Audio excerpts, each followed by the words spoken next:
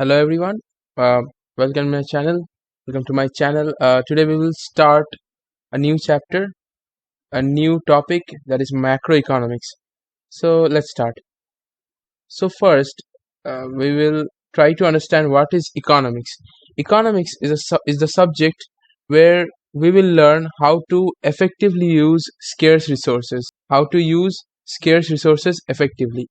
Economics is the subject which teaches us how to use scarce resources effectively. Now, it has two branches, mainly two branches, macroeconomics and microeconomics. Today we will study macroeconomics, only the basic part. What is macroeconomics?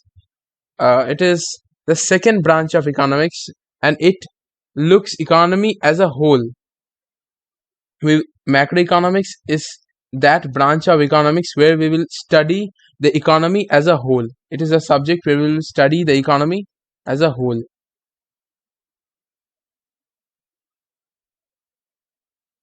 We will study the whole, sorry, whole economy.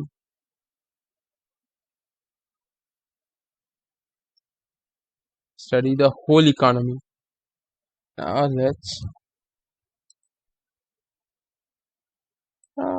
let's see. Let's go to this again. Now basics. Let us start with the basics.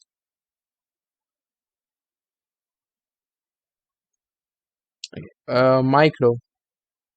At the basic level, microeconomics deals with the scarcity at the individual level.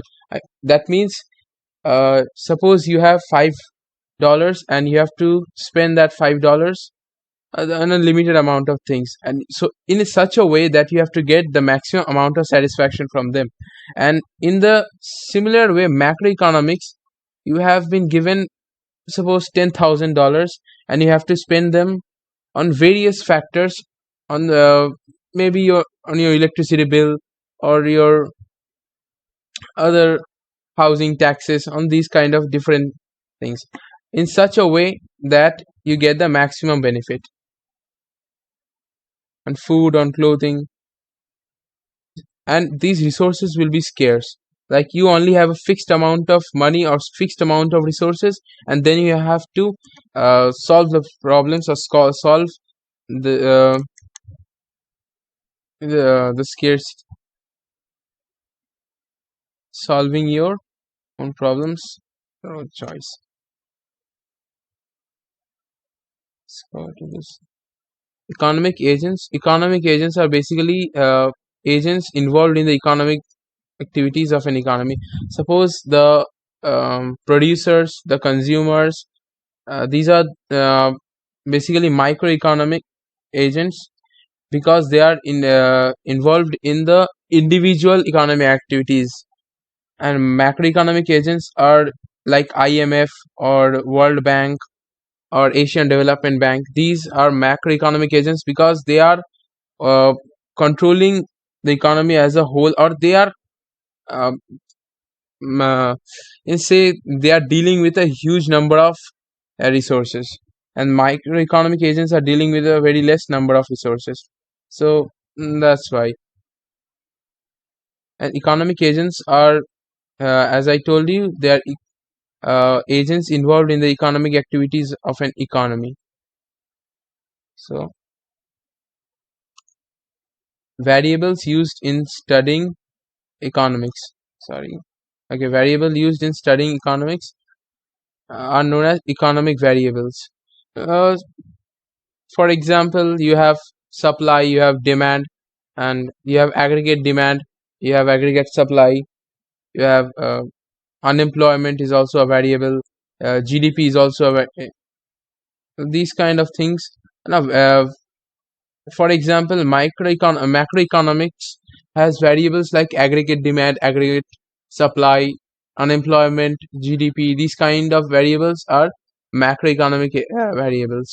And microeconomic variables include variables like, say for example, demand, supply, these kind of, because demand and supply of an individual seller, it's in these variables are involved at the basic level, at an individual level. But the variables we talked of uh, in the at the microeconomics part are basically, they are aggregate demand or aggregate supply.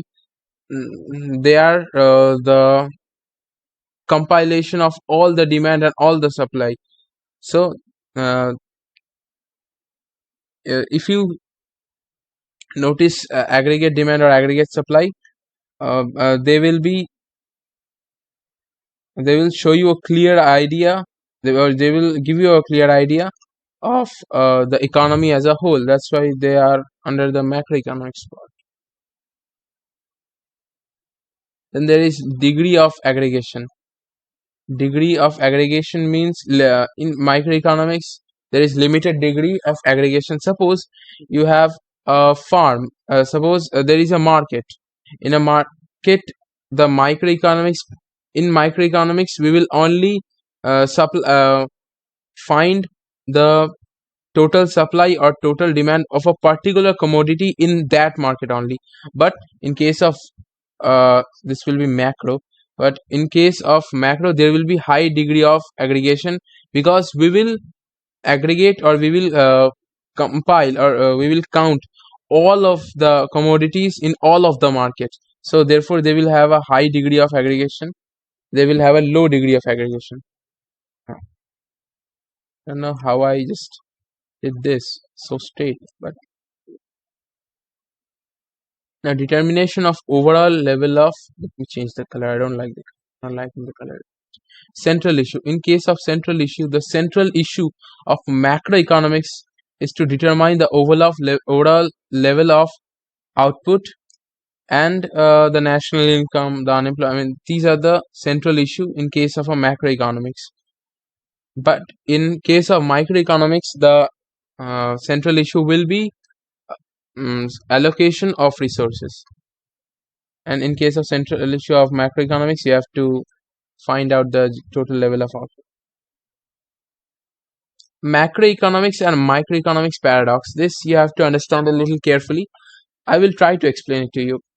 So, suppose you have $10,000 and you want to save. You don't want to spend, and you want to save for future. That is good. In, if you see that in a micro term, for your individual self, it's good to you. You are saving for yourself, you're saving for your future, that's good for you. But on a macro term, on a whole level, on a whole economic level, on a whole economy level, if you see that, if many of, if you like, if many of you like save uh, mm, uh, for the future and don't spend, then the overall demand will fall, and if the overall demand fall, the overall investment will fall, and it will continue, and it will drive the economy backwards. So this is a micro macro paradox. Micro macro paradox. That means some variable or some decision which is good for micro part, which may not be good for macro part.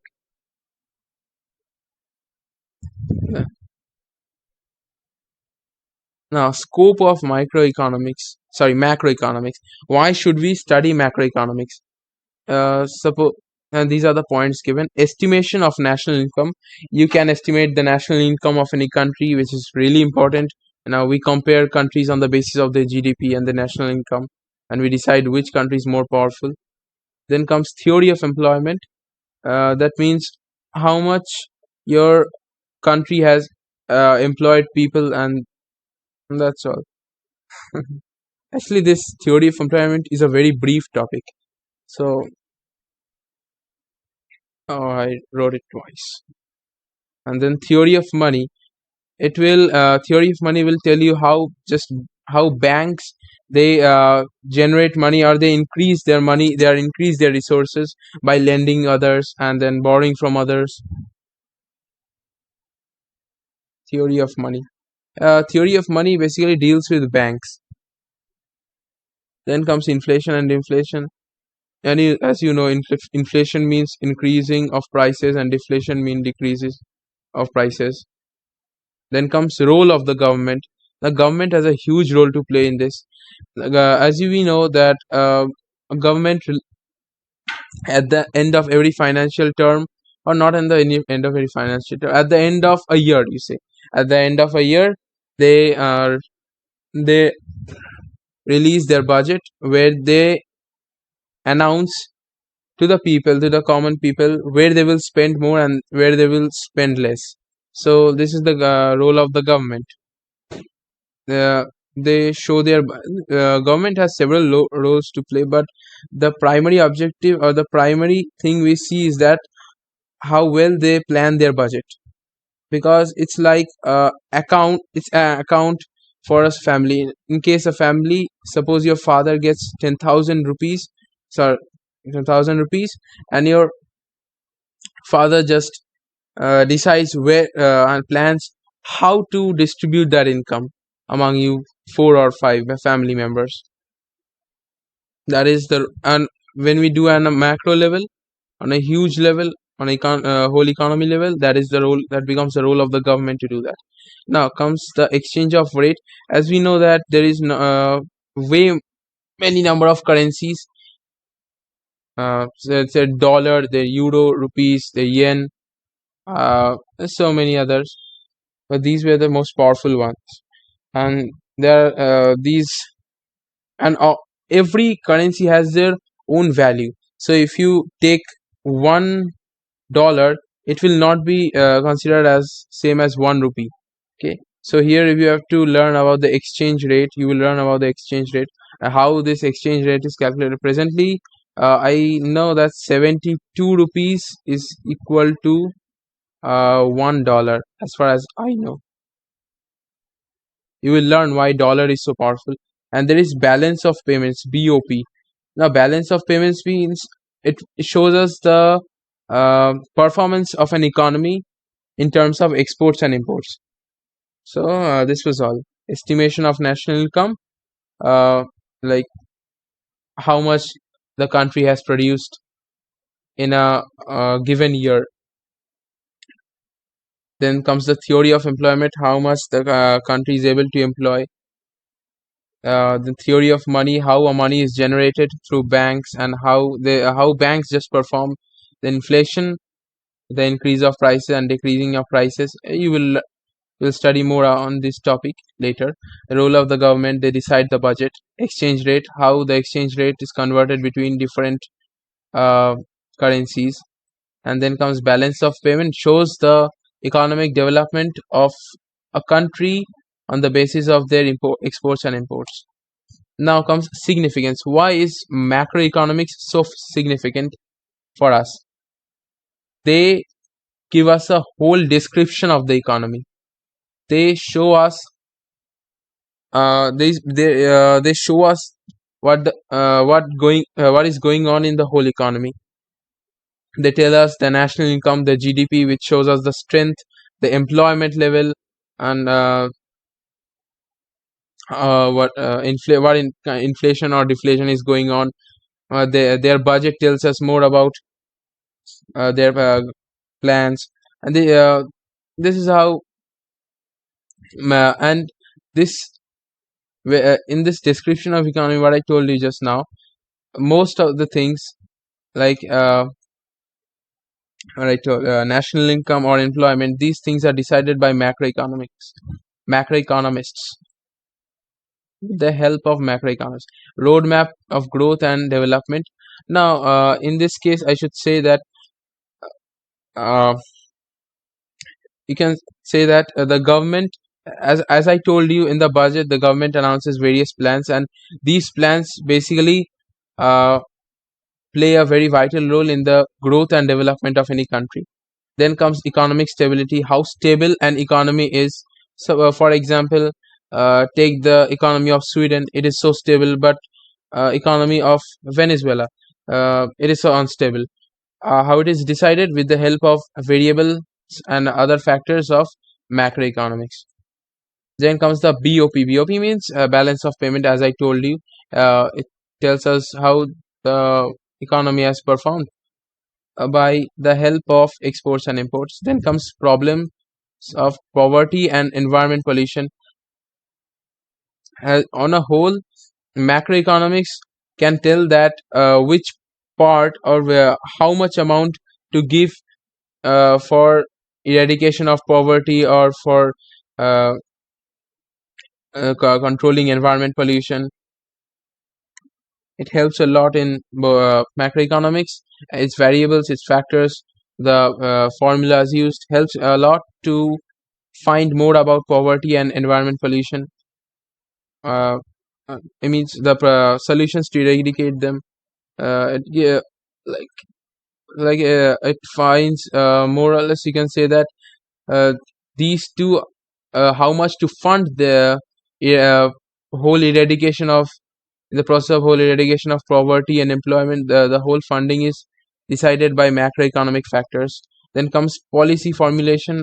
As I told you in the budget section, the government formulates its own policies on and decides whether how to formulate their policies and how to implement them so that they can give full benefit to the people. So that was all for now. Thank you.